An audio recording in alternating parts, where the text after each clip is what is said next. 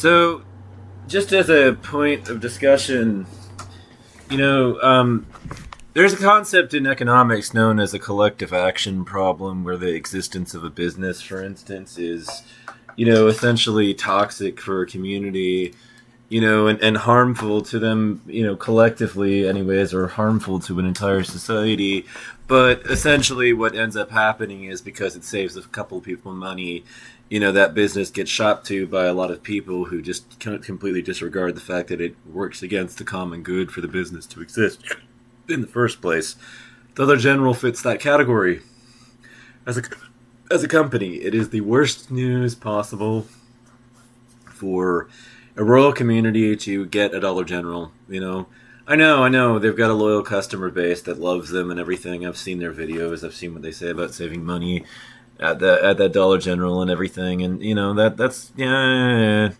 These people are blissfully, I think, unaware of the fact that the wool is being pulled over their eyes and that they're being screwed.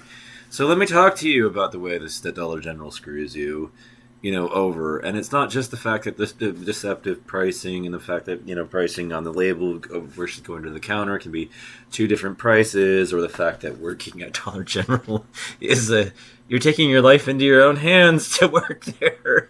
It's just, they are vulnerable because the fact is that they are chronically understaffed to somebody coming right in and robbing them. If you like to rob people, figure out when Dollar General makes most of their money, or on a night like that, and just come in, fully loaded with a couple of guys.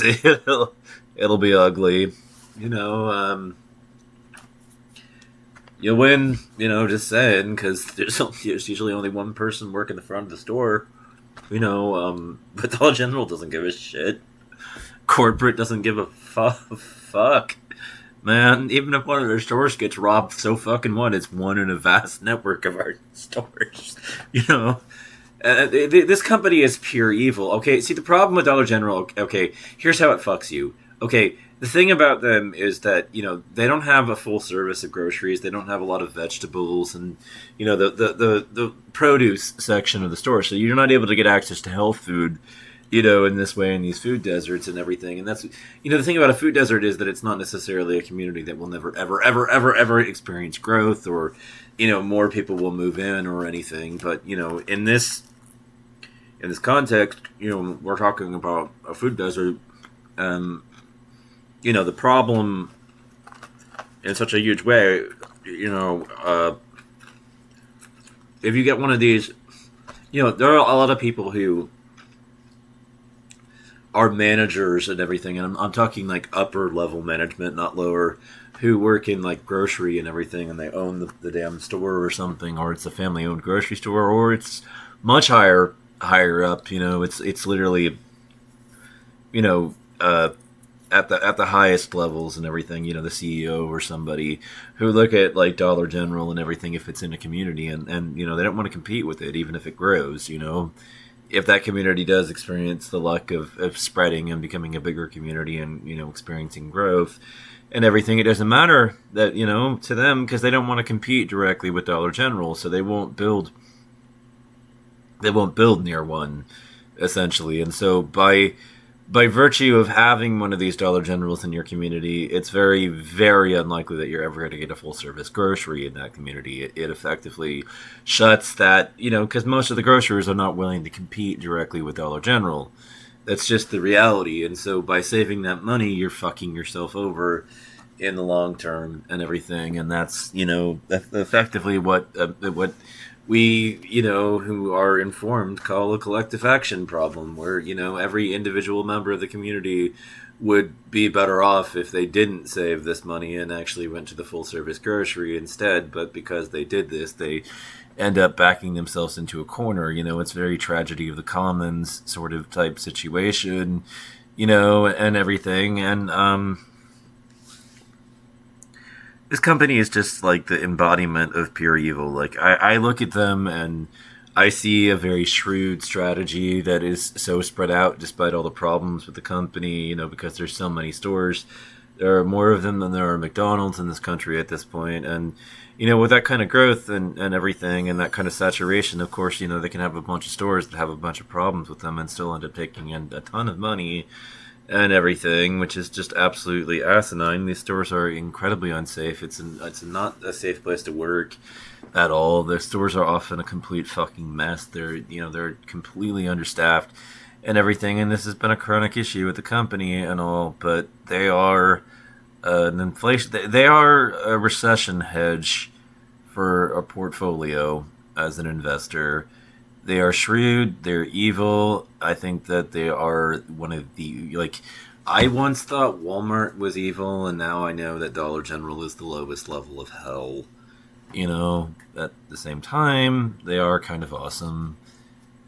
Because this kind of evil that they've done, it's an effective business model. So it's like, there's money to be made here of this pure evil. And the thing is that the people that it hurts the most are people I already probably don't like anyways, because who lives in rural America but a bunch of conservatives? What is the general political leanings of rural America but for conservatism? Now, I realize that these are impoverished conservatives, but I don't care. They're, I think poor people vote red for the simple reason that they think that abortion is more important than their economic interest, or because they care more about guns, and I don't care either way. I don't like them, and they don't like me, and it's all oh, fuck them, they're gonna pay a price for it, and they're gonna have to pay me. So the thing is, I think Dollar General is evil, but I'm thinking about directing, moving some of our money into our Edward Jones account and directing our advisor to gain us some exposure to them, especially because with gasoline so high, I think we're probably heading into a recession. So, having a decent hedge against it is going to be a wise policy, even though we probably already do. But, allocating a little bit more of our portfolio towards having an inflation hedge not an inflation hedge, but a, recession hedge doesn't, strike me as a bad idea or bad approach. And, heading into these dark times, it's probably going to be a shrewd bet for your money. See, Dollar General is what I would like to call a cunning company. It gets its way through deception, lies, and deceit, but it has a way of damningly getting its way. So, I'm thinking about investing. They are pure evil and everything, but I've learned to separate my portfolio from my politics, so I'm not at all defensive of the company. I'm not at all here to boost them. In fact, if anything, I'm with its critics. I think that what they do is, in two words, fucked up, but also kind of awesome, because, I do end up making money from it. So, I very vocally will condemn this company, who I still managing to profit off of it.